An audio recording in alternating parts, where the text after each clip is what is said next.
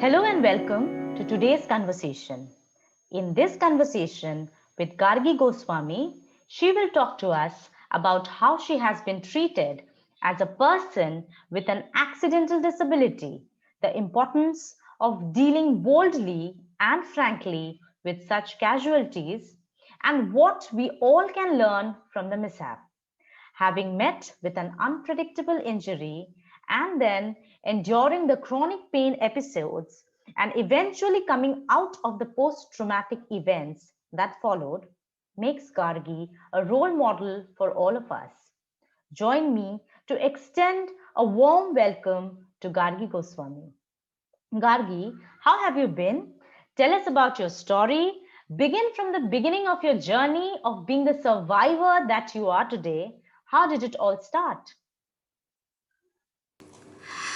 Hi Lumini. First of all, I would like to thank you for giving me this platform to speak about. Currently, I'm doing good. Well, far better than what I had been. You can say it is like a horror episode which I went through, and currently in a much better platform where I can express myself, where I can think that okay, I'm also something good, productive for the society in this manner. This is what. So, how it started actually. I still remember it was 27 June 2014, Friday. So, as we all know, like I have a kid of 1 year old. My kid was 1 year old at that time. So, as an usual day, it started like how a mom starts off with a day. So, my kid usually used to get up very early. So that day also nothing else happened. She got up early, so I was just feeding her. And I don't know, suddenly I had a sheen pain at my back, and which lasted for a few seconds. But that pain, I've never ever experienced that type of a pain in my lifetime. So, since that pain was only for a few seconds, I didn't pay much attention to it. And we are all aware that mother of a kid doesn't get sleep at the night. So rather than paying attention to anything else, I went off to sleep again. So then again I got up as usual. Then as usually I got busy with the household work, prepared tea, breakfast. My husband was about to leave for office, and the journey as it goes. So once my husband left for office, I thought that let's not waste time. Like I gave birth to my kid early, and after feeding her when she was asleep, I thought of having lunch, finish off my lunch fast, and then so that I can take rest, because that day still I remember I was not feeling good. I can't express, but something unnatural was happening inside. And it was not a normal day, like how I do my work or how energetic I feel. That day was not as such. So, like, but at this time, when I went to wash my hand, suddenly I felt like I saw that I was not able to open the tap. All of a sudden, I seriously couldn't understand what was happening. Then, when I turned and I was about to make a step, I saw that I was not able to put my leg down. I was not able to put pressure on my right leg. And I was limping. I was not able to walk. So, I was not able to believe what was happening. And I was not understanding also. Like all of a sudden, hand not working, leg not working. Somehow my phone was nearby and I called up my husband, and then we headed towards the hospital. So in the car only, I remember like I felt like my right side of the body was not responding. And once when I reached hospital, I was not about like able to get out of my car alone. So I needed the help of the ward boys and also to take me in. And by the time they started off with the initial investigations and all the MRIs and all, my I could feel one by one all my limbs were like losing the power. Like first my right hand, then my right leg, then my left hand, and finally the left leg. In this way, by but the worst part I would say, but Now I feel that was the best part, that my brain was responding. I could feel, I could feel that one by one I was losing the power. So this was the way I got it.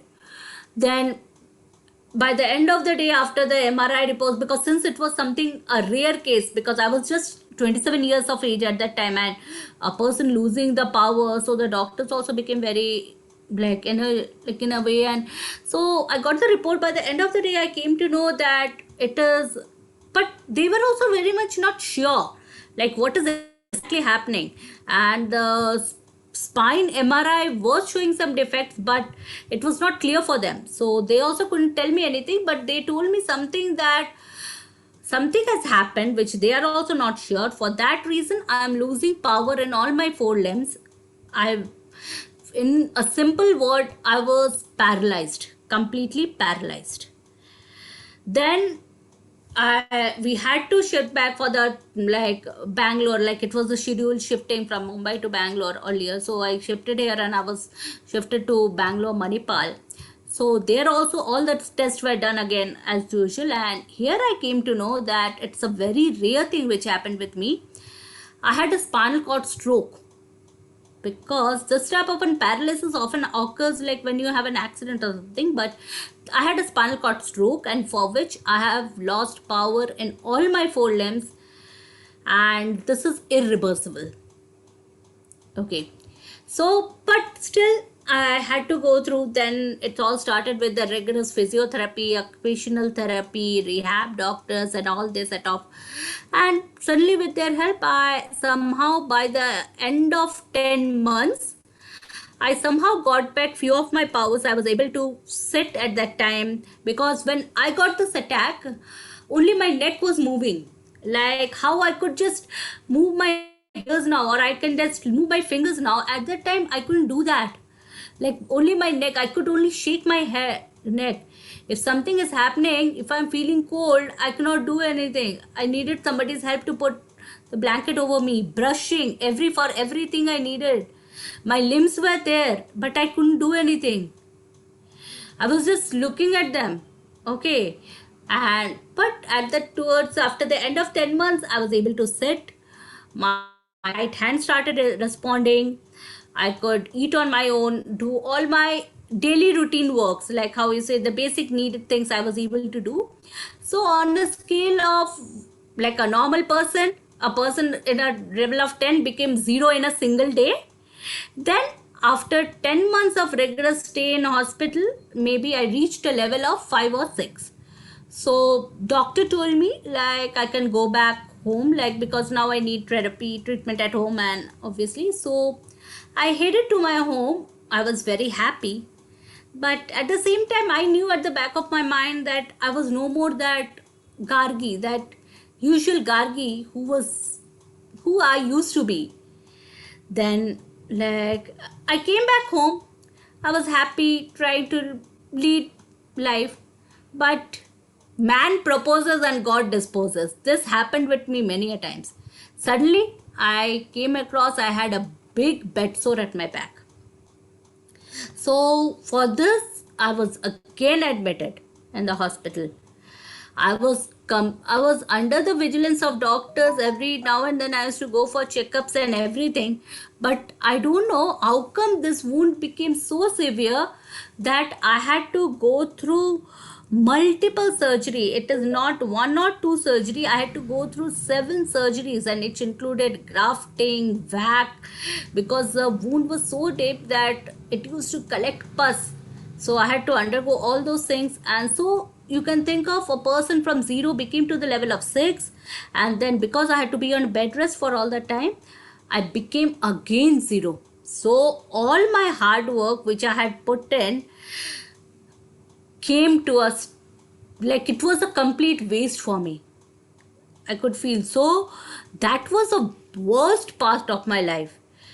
First phase when I became paralytic, okay, but the second phase, this was completely unbearable for me.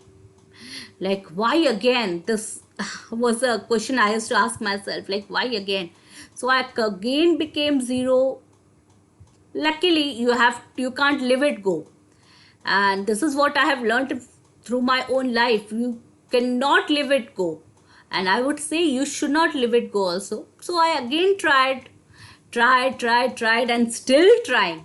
And I don't know, maybe for my whole life I have to try. Not maybe, it is a known fact that I have to try throughout my life to strive to live, do exercise, rigorous therapies, and all those things.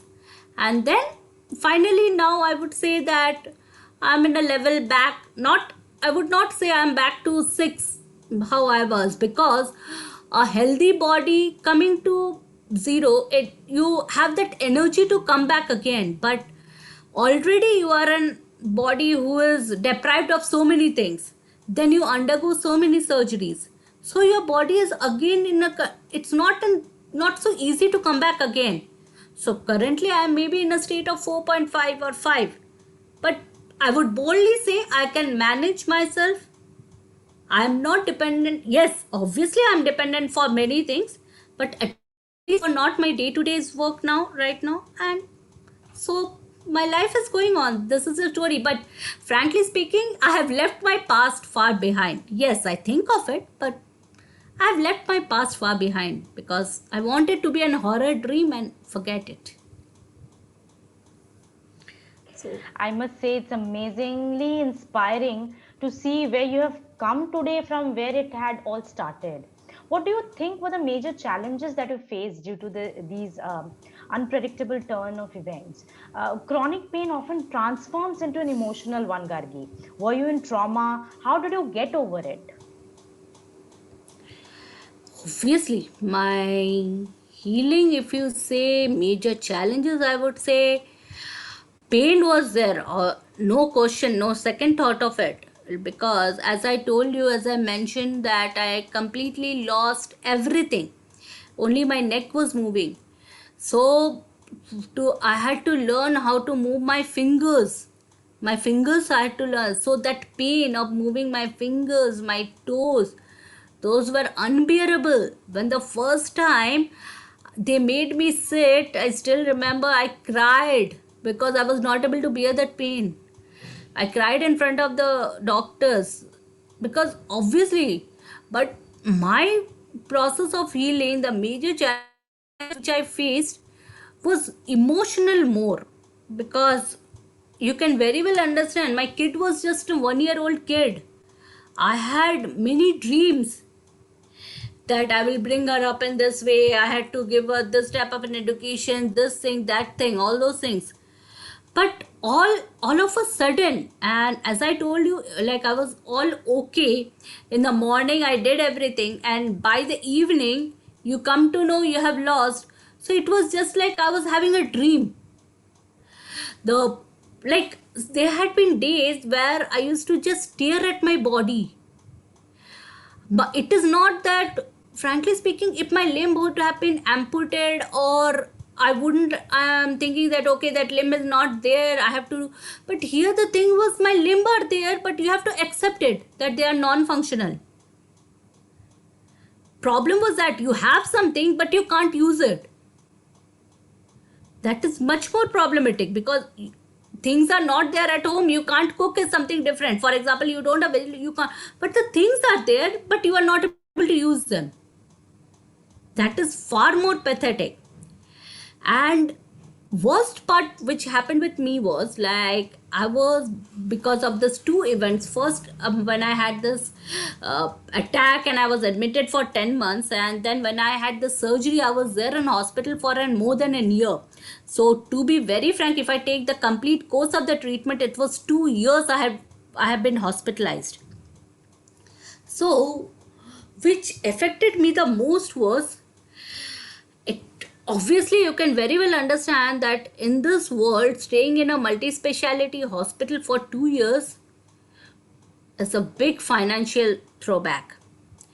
So here what happened was, like, and for a middle class family like us, and who are not prepared, if you know something, you plan out. This is all of a sudden, and you are not at all prepared. Your preparations are for a long term goal, like here I will buy something, I will buy a house, but, or I will spend the money for my child education, but here the suddenly this cost comes.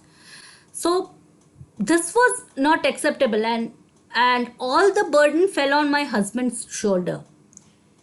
So I could see that person, but here I would like to say that I'm very lucky to have him. Seriously, maybe I'm the luckiest to have him in my life, because I've seen many people after going through this, their mm, like husbands or they leave because, okay, this type of a prolonged like illness or type of a thing for 2 years hospitalization.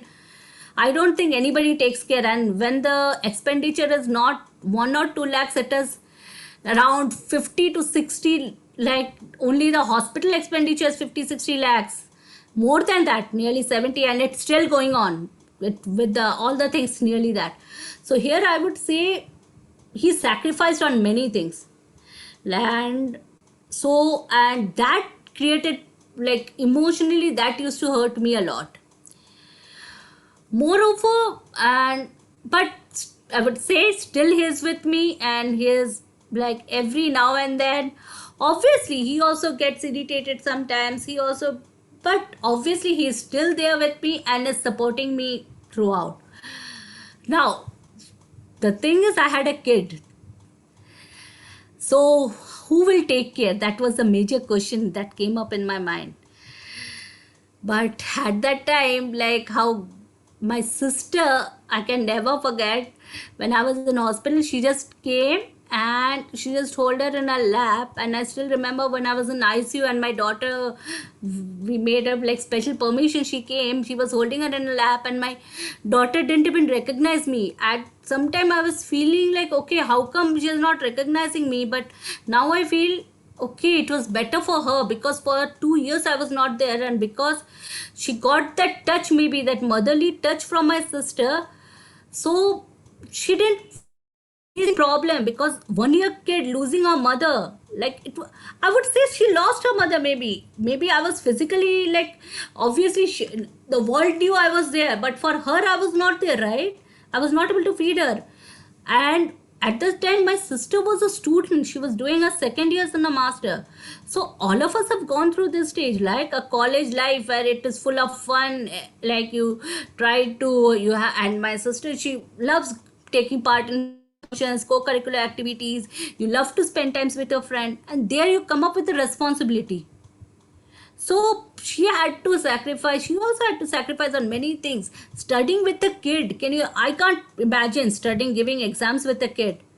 But thank God, like, she sailed through. And this were the things which created problem in my mind.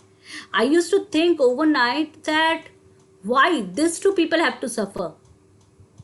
So more than my pain, like whatever pain I used to get in the therapy, that used to go for a, like, obviously that used to go because I was into complete medications. That chronic pain obviously used to be there, but medicines could heal it.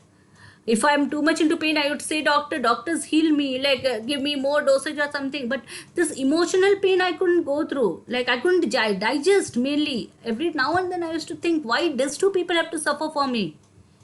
If I have even told doctor many a times that, requested them, like, if I could die, give me some pills. Or because when I could see the bills, I have seen many a times, give me some pills, if I die off, then maybe they will be, maybe my daughter would have lost her mother, but obviously they wouldn't have been in a burden of so many things. So, and this emotional breakdown used to affect my therapy sessions. Obviously I used to cry, but thank God to my physiotherapist. Obviously he is no more a physiotherapist, he is just like my brother or a family friend, who has lots and lots of patience, I must say. Because there has been days where I have cried in front of them. Like I cry, I said, I don't want to do exercise, leave me, it's paining, leave me. But he has helped me. Okay, no, okay, you do it in this way. He comes for my home physio nowadays, but he has a session timing of 1 hour. But it has happened that he has cancelled his other patients. He has sat beside me and he has told me, okay, let us talk today. He has played with me like some games. Okay, you don't want to do exercise in this way, let's play a game. Then your hands activity, he has made me in that way. Like, okay, let us play some games. Indirectly he was involving my hand movements, but over the, like, for me it was a game or something to deviate my mind. In this way he has. So I would like to say this were the major challenges. Everybody, medicines, medical science can heal your pain, your body pain, obviously not to make it zero, but emotional pain. And till date, if I think of sometimes, they are, they also had their precious time, and which still haunts me, and maybe it will haunt me all throughout. That yes, I have lost a gold period of my time, but these two people have also suffered, and this guilt, maybe it will remain throughout. But to be very frank, they show up, but they have never told me anything. That also sometimes hurt, that how can people be so good that they are not saying anything. So this was my major challenge, rather than physical, mentally. And sometimes also it happens, and I guess it's quite natural. Now, Gargi, let me tell you that we all are aging, and slowly, many of us are probably already facing issues related to chronic pain. I can tell you from my personal experience of enduring severe backaches postpartum, and how it would, stimulate anxiety, depression, or irritability throughout the day. Tell me, how do you feel society treats someone who is visibly in treatment and probably needs compassion and privacy rather than being gossiped about? Society, this, it's a big term, society.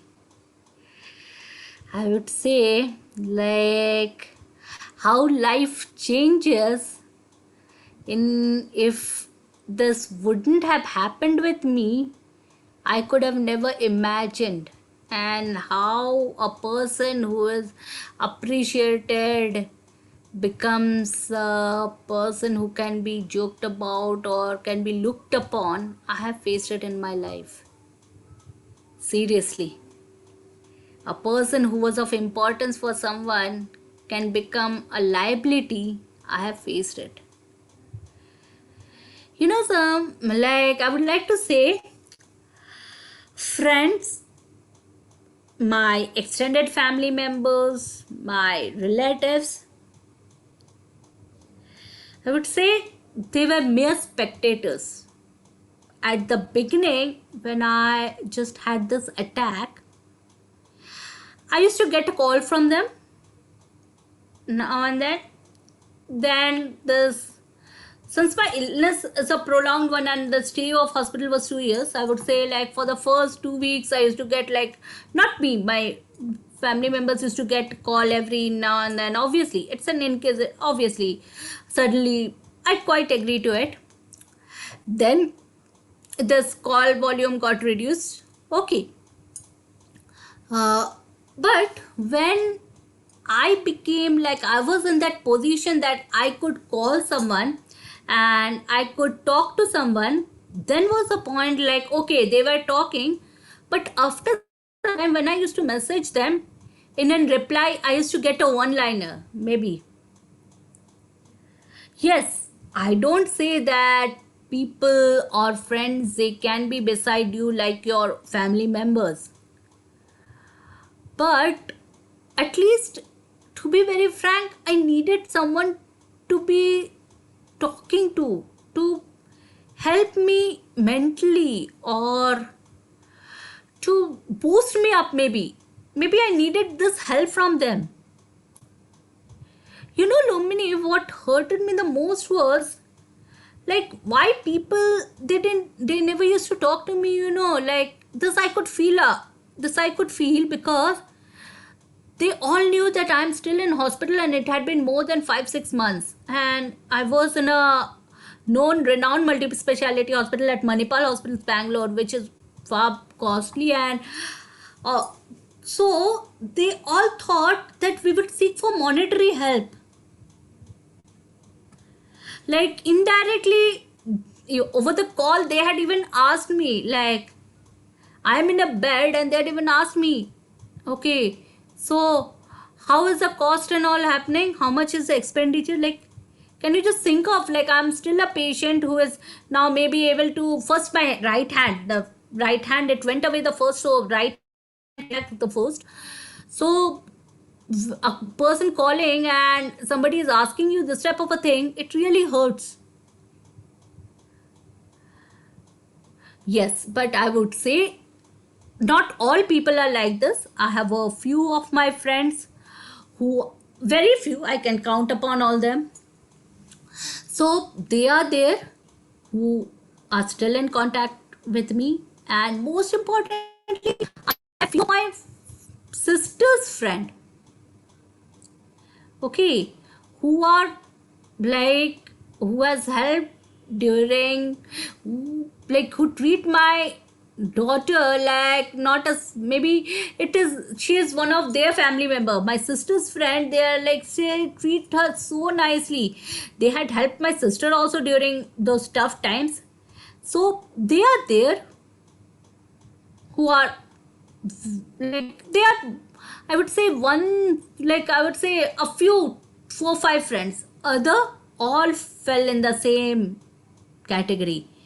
And this is what hurted every, but trust me, thank god I never had, it was the good competency of my husband and help from my sister's side, which that I never had to ask for any money or something from anyone. We sailed through it. Yes, it was tough, but we sailed through. I would like to say we sailed through, and we are happy with whatever we have. Yes, we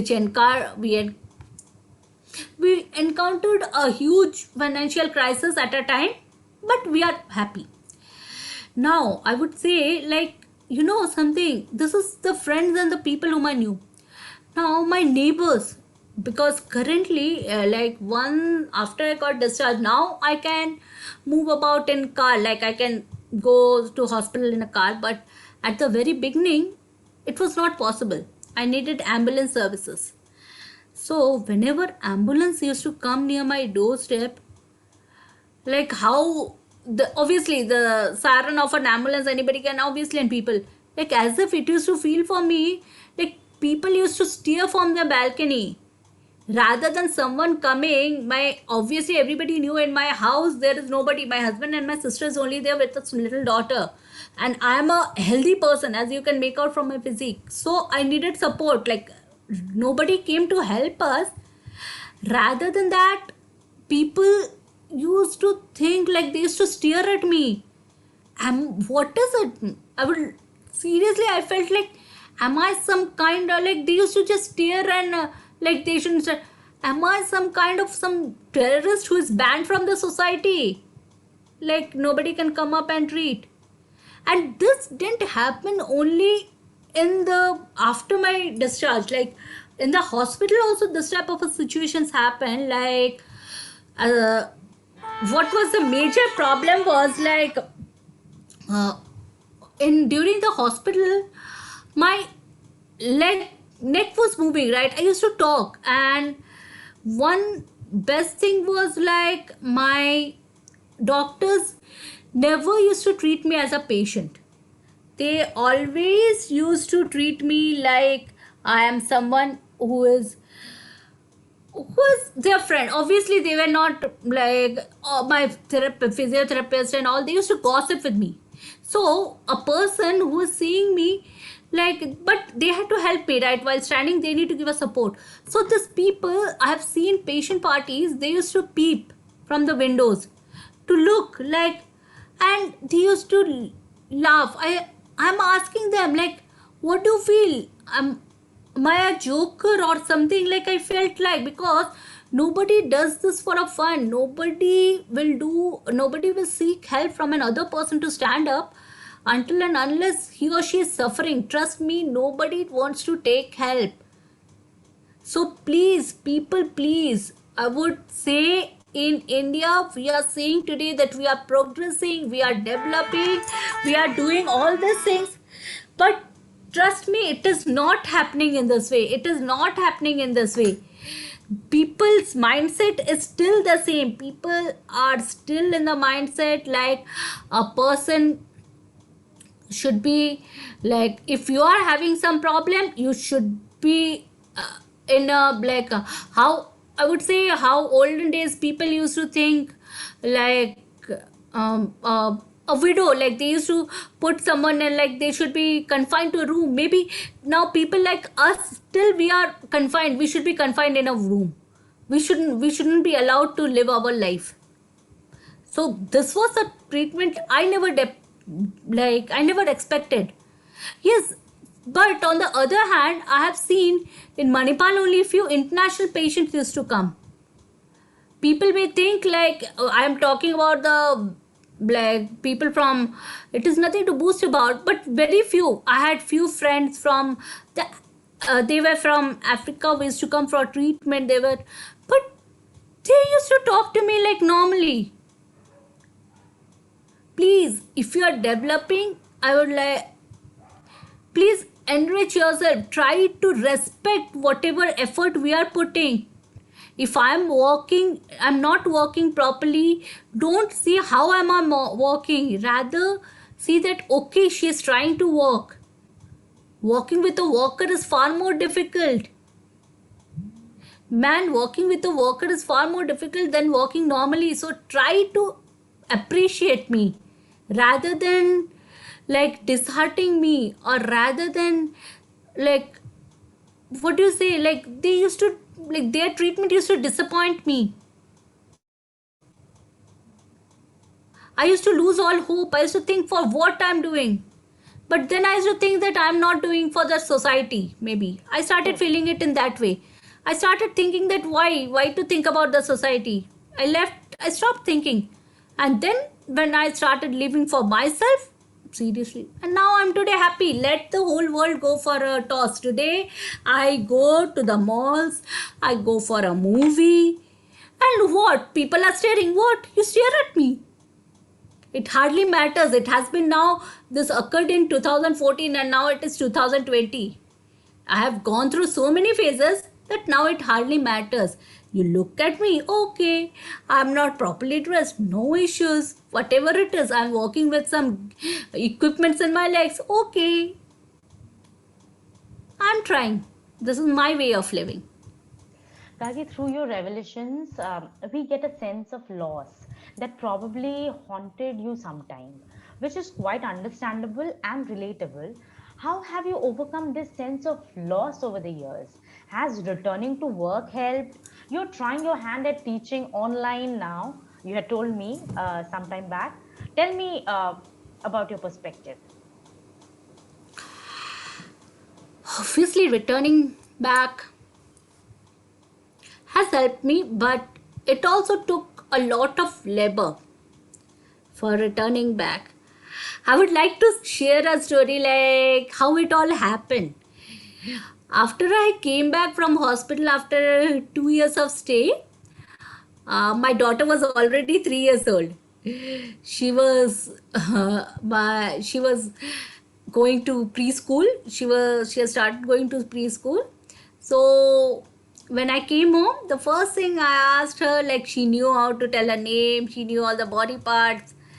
Seriously, now also I feel I missed her growing ages. This is one of the major loss I feel like I lost in my life. But okay, so this then I started like teaching her, because I was able to write at that time. I started teaching her, and this helped me, like I started engaging myself. And then when I could feel that my right hand was improving, I started using my laptops. It was after nearly 3.5 years that I opened up my laptop and I checked my emails and all those things. Then obviously I started approaching my previous employers, and there I started sending my resume and all. But obviously you can very well understand a gap of 3.5 years in your career is not a easy go. And moreover, when I used to tell them that obviously I can work but I can't come down to office, nobody accepted. And it was not It was not like, what do you say, nothing positive turned out of it. So then, little bit I was disheartened. Obviously, a person going through all these traumas and everything, you will be disheartened that after doing my engineering, I have to sit idle at home. Nobody accepts, right? All of us in this world, we want to earn out our living. It is not earning out our living. We want to engage ourselves, or you want to like move out. Like I also had my dreams, like every of my all my other friends. I also wanted to move out. I wanted to like work, help, obviously help my family, but it was not happening. So I also thought of, okay. Then suddenly, while I was teaching my daughter, I could see that, oh, I'm able to teach her. I'm able to sit for, when I'm teaching her for 2 hours, why not I can extend another hour and try teaching someone else. And you can say I was lucky enough that one of her classmate approached her mother. She approached me that, why don't you teach my kid? She was a working mother and she needed someone to guide her kid. So there he is a very, like, I would say it was something God gifted me. Like suddenly I was teaching, her mother came, and so this way this small incidents turned fruitful in my life, and I started teaching that little kid. So along with my kid, it was, I would say at that time, it was not a financial thing I was looking forward. I wanted a bit of engagement, because all the way long after doing the exercises, how long can you speak to your sister, or how long can you talk to your husband, or how long can you watch movies? You need something else to do in your life, right? So then, when I was able to teach one by one, I started teaching kids, and I thought of, why not pursuing it as my career? If I'm able to do nothing bad in it, right? You can use your knowledge, and with the kids, trust me, Lumini, it's the best thing to be with the kids.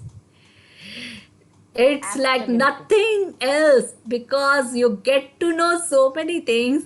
You may think, and that too with the kids of this generation, I like, they speak so many, they ask you so Right. many questions that sometimes we tend to think, okay, at this age we never thought of, Correct. right? Seriously, we never thought. They are very intelligent kids. Our generation kids are very intelligent. They are not like us. We were dumb. Seriously, I would use this word. We were very.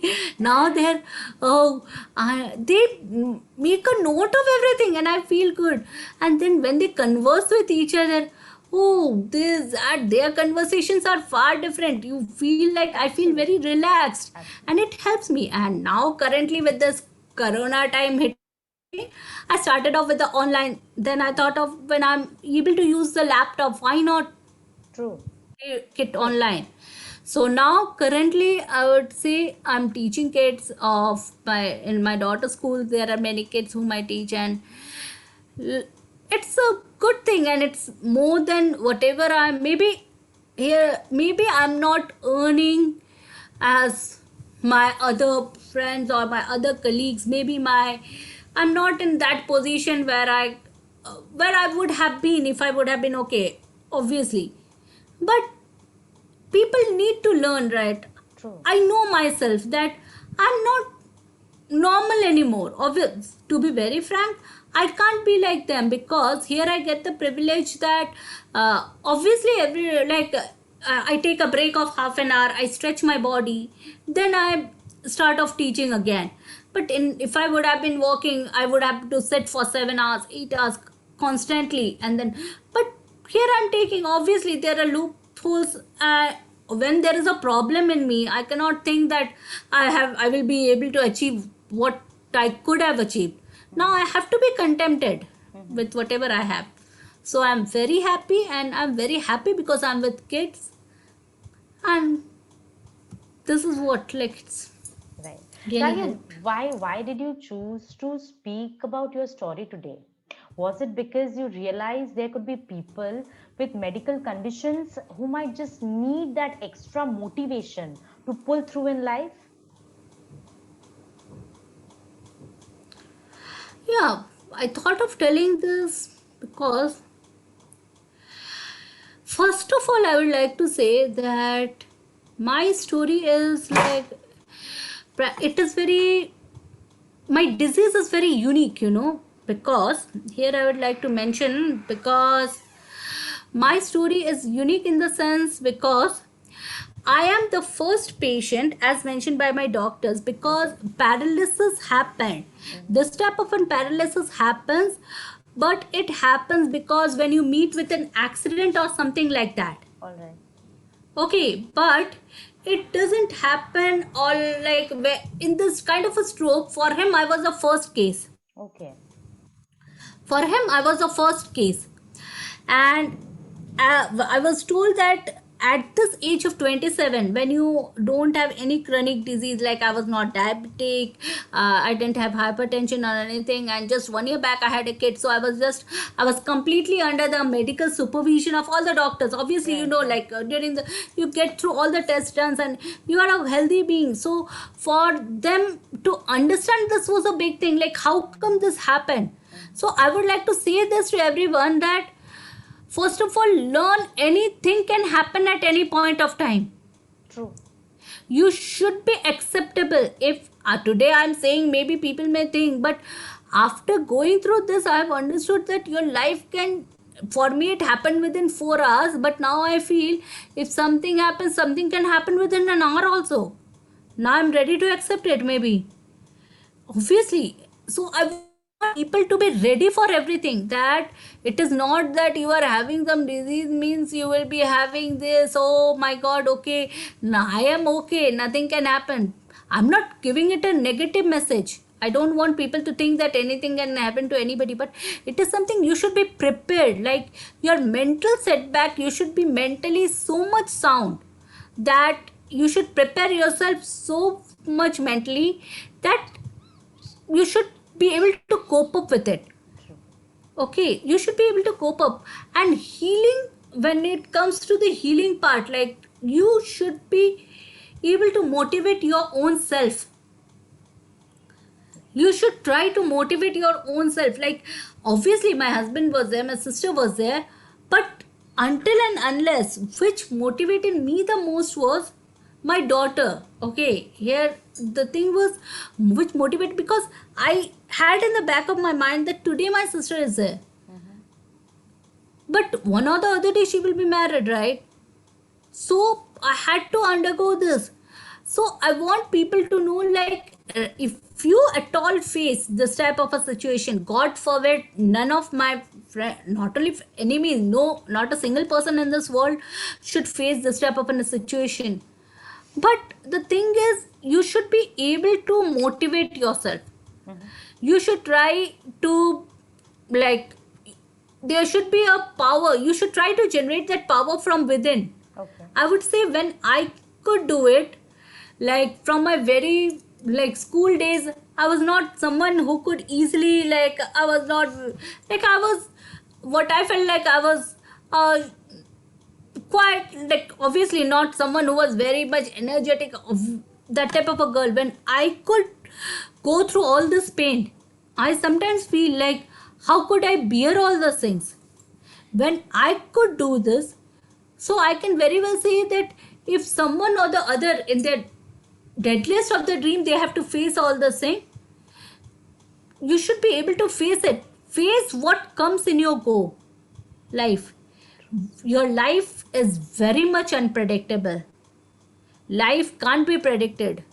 Life is very much unpredictable, and we should be ready to it. And one more thing, you cannot get anything in a single day. Mm-hmm. Like for example, all of us know, for becoming an doctor or an engineer, it takes 4 years, and this is something, an illness. So if you encounter something like that, give it a time. Mm-hmm. Give it a time. Okay, you should be able to devote that time, so that, like, so obviously maybe you won't be able to reach that level where you were, but Right. trust me, with your motivation and dedication, you will be able to reach at least where you can live your own life. You won't be a liability, which I started thinking at the very beginning of my life.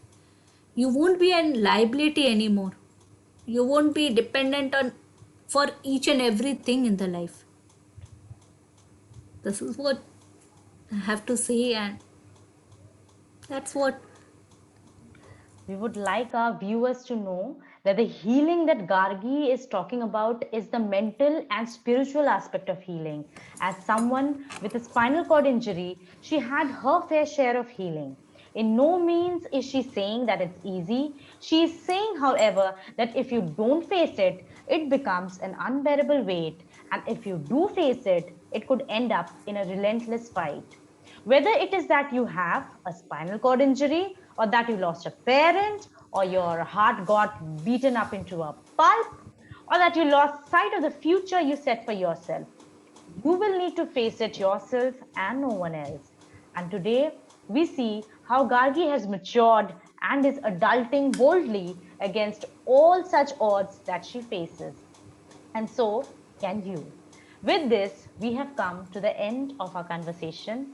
Like, share, and subscribe Utterance for good content. Thank you for staying with us. Thank you, Gargi. Thank you.